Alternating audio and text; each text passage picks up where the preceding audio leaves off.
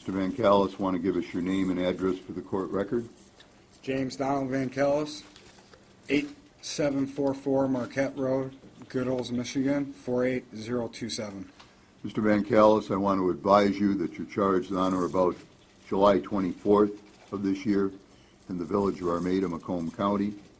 Count 1, homicide, murder in the first degree, that is with premeditation, of April Dawn Millsap. That is a felony punishable by life in prison without parole.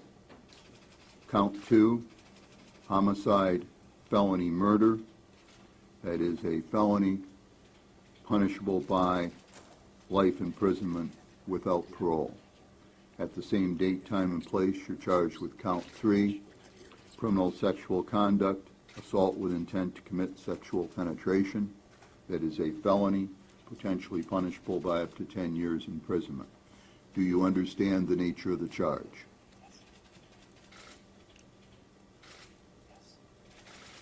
Yes. You have an absolute right to be represented by an attorney. We noted Mr. Ancuni's appearance today on your behalf.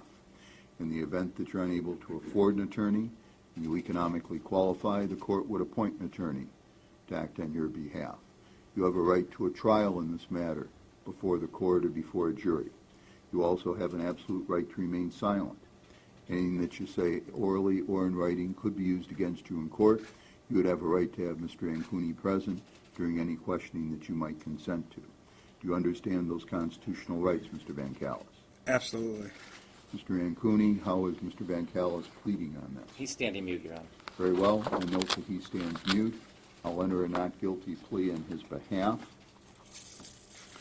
Mr. VanCallis, one of your very important rights as a Michigan citizen is that of a preliminary examination on these felony charges here at the district court level. At that preliminary examination, it would be the burden of the people, through the prosecuting attorney, to establish probable cause to believe the crimes have been committed and that you committed them. If the prosecutor carried that burden of proof, then this matter would move on to the circuit court in the county seat of Mount Clemens for trial. Do you understand that? Absolutely. Okay, very well. That's to be set within 14 days.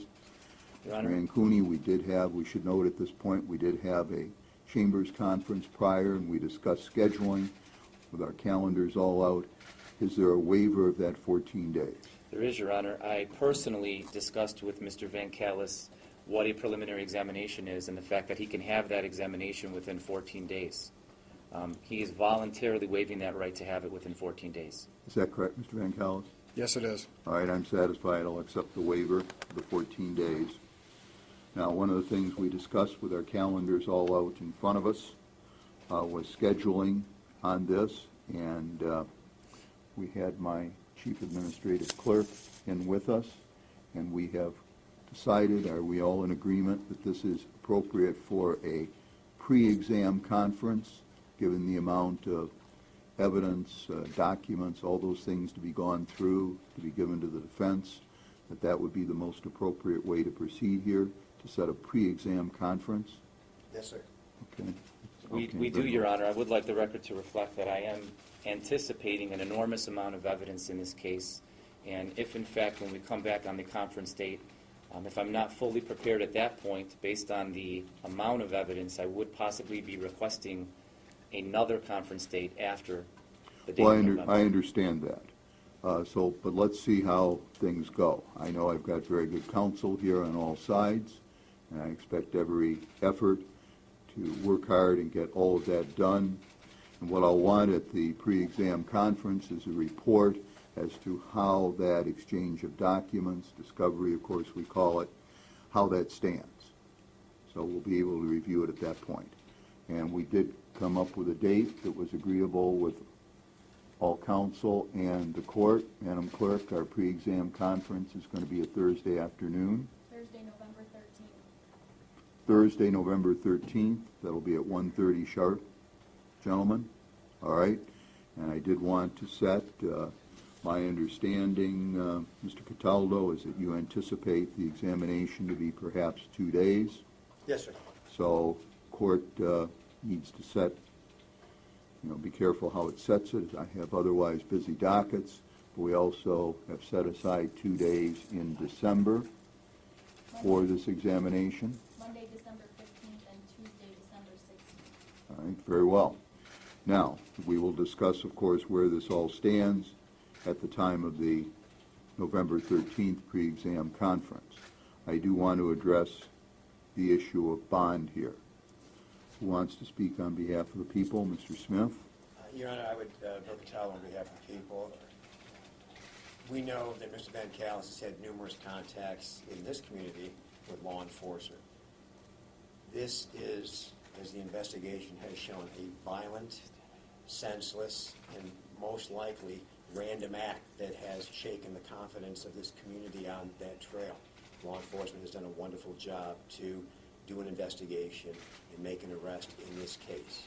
Based on those elements, Your Honor, we would ask that no bond be set as allowed for heinous crimes under the statute.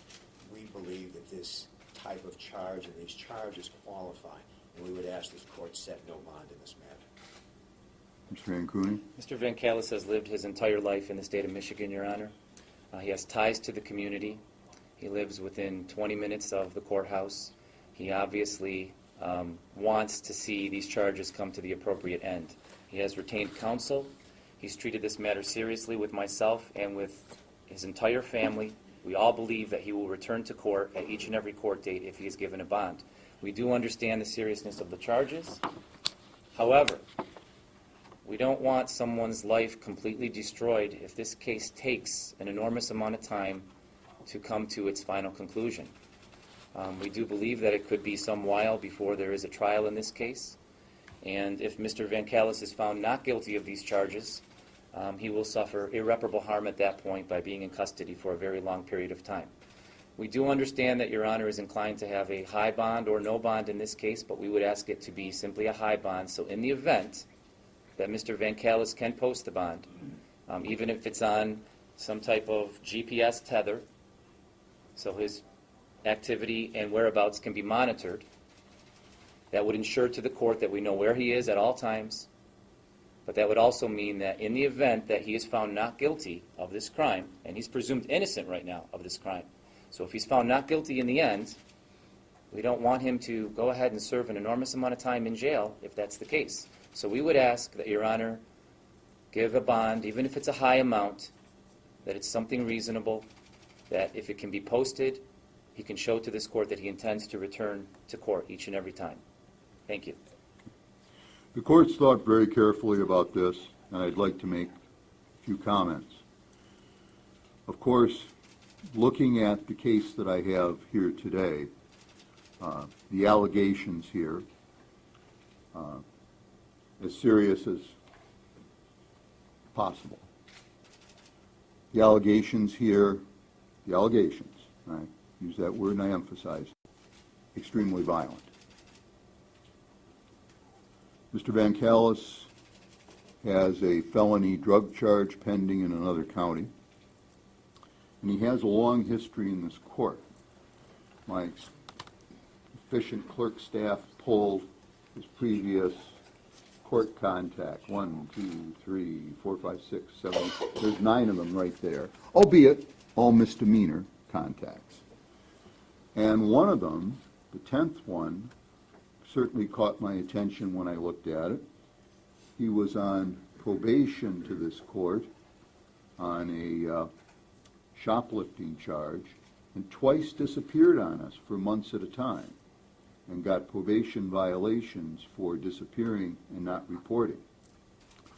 Certainly not impressive when the court's considering the issue of bond. But given all those reasons, I believe it appropriate, I'm going to order Mr. VanCallis held without bond. Is there anything else to come before the court? Nothing on behalf of the people, Your Honor. Nothing, Your Honor. Although we have not received the actual physical charging document in this case, we would ask that the prosecutor's office provide us with a copy. We'll turn one over immediately, Your Honor. All right, very well. And if there are problems between now and our November 13th pre-exam conference date that address them to the court. Don't hesitate to. I'll make myself very available if there's any issues about discovery or anything I can do to speed the process along. And I state that to both sides. All right? We thank you, Your Honor. Thank you, Your Honor. Thank you.